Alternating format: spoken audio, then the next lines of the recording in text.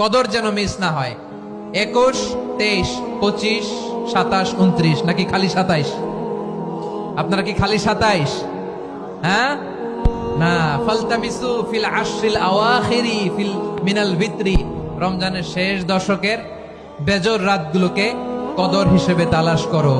আল্লাহর হাবিব সাল্লাল্লাহু আলাইহি ওয়াসাল্লাম শেষ 10 দিন টানা ইবাদত করতেন, টানা ইবাদত। ইদা জাআল আশরু আহিয়াল লাইলা আইকাদা আহলা ওয়া জাদ্দা ওয়া শাদ্দাল মিজার। সারা রাত জেগে ইবাদতের নজির নবীজির নাই, শুধু রমজানের শেষ দশক ছাড়া। সুবহানাল্লাহ বলেন। নিজেও ঘুমাতেন না, ফাতেমা রাদিয়াল্লাহু তাআলা আনহু, আলী রাদিয়াল্লাহু তাআলা আনহু কাউকে ঘুমাতে দিতেন না, সবাইকে জাগিয়ে তুলতেন। আমরা সারা রাত জেগে ইবাদত করব, রাজি আছেন তো? কদর যেন আমাদের মিস না হয়। আজকে থেকেই ক্যালেন্ডারে মার্ক করে রাখেন, সব কাজ পেছনে ফেলে, সব ব্যস্ততাকে পেছনে ফেলে ইবাদতের জন্য আমরা প্রস্তুত থাকবো কদরের রাতে। কোনোভাবে কদর যেন আমাদের মিস না হয়, ইনশাআল্লাহ। বলেন তো সবাই।